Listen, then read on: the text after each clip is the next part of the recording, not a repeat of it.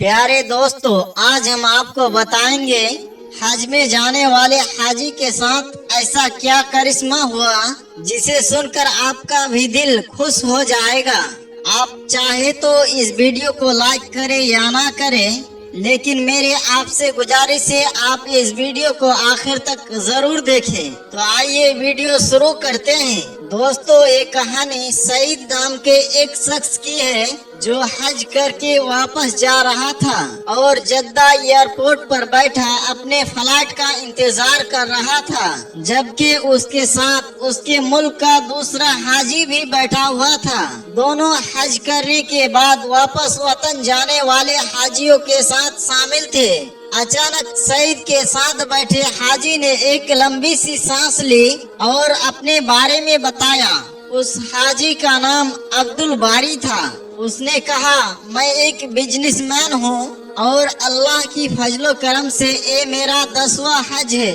अल्लाह पाक का मेरे ऊपर बड़ा फजल है और मैं समझता हूँ कि हर हज के बाद मुझे अल्लाह से ज्यादा करीब होने का मौका मिला है। ये कहकर वो हाजी खामोश हो गया और सईद के तरफ देखकर उसके जवाब का इंतजार करने लगा। उसके बाद सुनकर सईद मुस्कुरा दिया और बोला, भाई, मेरे हज का किस्सा कुछ ज्यादा ही बड़ा है। मैं आपका सिर नहीं खाना चाहता। ये सुनकर अब्दुल बारी ने हंसते हुए कहा, कोई बात नहीं, एक तो हम यहाँ इंतजार के सिवा और कुछ नहीं कर सकते हैं और दूसरी यहाँ खाने की हर चीज बाहर से 20 गुना महंगा है। बस एक सिर ही फ्री में खा सकते हैं। ये सुनकर सईद किसी सोच में गुम हो गया, जैसे वो फैसला नहीं कर पा रहा था अपनी कहानी को कहां से शुरू करूं। आखिरकार सईद ने बोलना शुरू किया। कहा कि मेरे भाई, मैं प्राइवेट अस्पताल में एक थेरेपिस्ट हूँ। मैंने 30 साल में अपनी तनख्वाह में थोड़ी थोड़ी कटवा कर इस हज की तैयारी की है। इस साल हज में जाने के लिए मेरे पास पूरे पैसे हो गए थे। सईद आगे बताता है कि मैंने अस्पताल से मेरे लिए पैसे लिए और कमरे से बाहर निकला। इतने में मैंने एक औरत को देखा जिसका बेटा एक्सीडेंट में माजूर हो चुका था और उसका इलाज मैं ही कर रहा था। मैं बहुत मेहनत और प्यार से पिछले 6 महीने से उसका इलाज कर रहा था, जिसकी वजह से तकरीबन वो आधा ठीक हो चुका था, जबकि उम्मीद थी कि वो आने वाले 6 महीने में वो पूरा ठीक हो जाएगा। उस औरत ने मुझे सलाम किया और बुझे हुए लहजा में बताया, वो लोग अस्पताल छोड़कर जा रहे हैं, शायद फिर हमारी मुलाकात ना हो, लिहाजा मैं आपको ढूंढ रही थी। ये सुनकर मुझे काफी हैरानी हुई। मुझे लगा कि वो मेरे इलाज से मुतमईन नहीं है। मैंने कहा कि आप लोग मेरे इलाज से मुतमईन नहीं है, तो उस औरत ने कहा, नहीं नहीं डॉक्टर साहब, ऐसी कोई बात नहीं। आपने तो बच्चे को डॉक्टर के बजाय बाप बनकर संभाला है। मेरा तो रुआ रुआ आपको दुआएं देता है।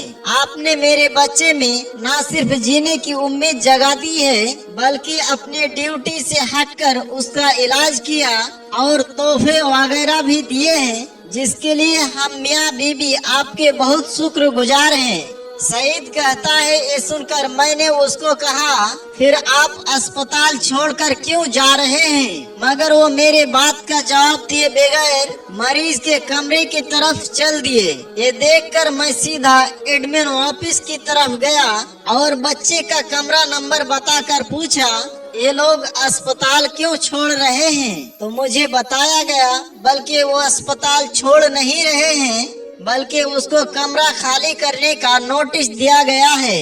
लड़की का बाप जॉब से निकाल दिया गया है, जिसकी वजह से वो लोग अस्पताल के खर्च देने के काबिल नहीं है, लिहाजा उसको कमरा खाली कर देने के लिए कहा गया है।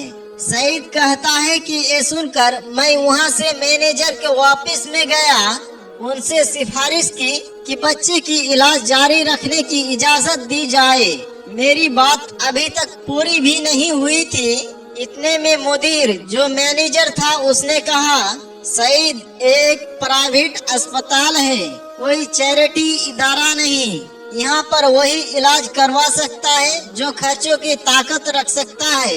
मुदीर का ये जवाब सुनकर मैं जैसे ही मुड़ा, मेरा सीधा हाथ मेरे जेब से टकरा गया जिसमें मेरे हज के पैसे रखे हुए थे। ऑफिस से निकलकर मैंने आसमान की तरफ देखा और कहा कि ए अल्लाह, तू अच्छी तरह से जानता है मुझे तेरे घर आने का किस कदर शौक है, और अब जबकि मेरा ख्वाब हकीकत बनने वाला है तो इस बच्चे की जिंदगी का सवाल खड़ा हो गया है। ए अल्लाह, मैं मजबूर हूँ मगर तू बेनियाज है। अगर मैं हज पर ना भी आ सका तब भी अपने फजल से मुझे महरूम ना करना। सईद कहता है, इसके बाद मैंने उस बच्चे के अगले 6 महीने तक का पैसा जमा करके उनके अस्पताल से निकलने का ऑर्डर कैंसिल करा दिया गया। अल्हम्दुलिल्लाह, मेरा दिल सुकून से भर गया, लेकिन हज पर ना जा पाने की कसक अपनी जगह पर थी। अब्दुल बारी जो सईद की बात सुन रहा था वो कहने लगा, आपने अपने हज के पैसे उस औरत के बच्चे के इलाज के लिए दे दिए तो आप फिर हज पर कैसे आ गए? ये सुनकर सईद भाई ने कहा, जब मैं घर आकर लेटा तो हज के मनासिब का एक एक मंजर मेरे नजरों के सामने घूम रहा था। मैंने कई बार बैतुल्लाह का ख्याली तवाफ किया, कई बार अल्लाहुम्मा लब्बैक लब्बैक कहते मजमे के साथ अपनी आवाज मिलाकर उनका हिस्सा बन गया था। पता नहीं कब मेरे आंखों से आंसू बहने शुरू हो गए और मैं बहते आंसुओं के साथ ही सो गया।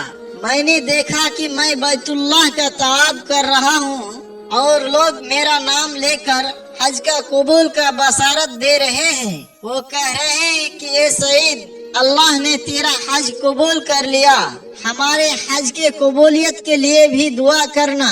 सईद कहता है कि इसी कैफियत ने फोन की घंटी ने मुझे जगा दिया। फोन पर अस्पताल का मैनेजर था, वो कह रहा था कि अस्पताल का मालिक हज पर जा रहा है, वो अपने खास मुआलिज के बगैर कभी नहीं जाता, मगर इस दफा उसकी मुआलिज की बीवी शदीद बीमार हो गई है तो बीबी की इस हाल को छोड़कर बॉस के साथ वो हज पर नहीं जा सकता, लिहाजा आपको उनके साथ भेजने का फैसला किया गया है।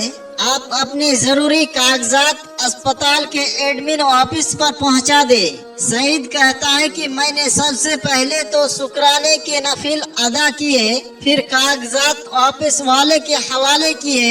यूं अल्लाह पाक ने मुझे अपने घर बुलाने का इंतजाम कर दिया। हज के बाद अस्पताल के मालिक ने मुझे मेरी खिदमत का मुआवजा देना चाहा तो मेरे आंसू निकल पड़े और मैंने उसको बताया उसने मुझे हज कराकर मेरे ऊपर कितना बड़ा एहसान किया है, लिहाजा मैंने उसकी जो भी खिदमत की है वो कुछ भी नहीं है, लिहाजा वो मुआवजे की बात ना करे।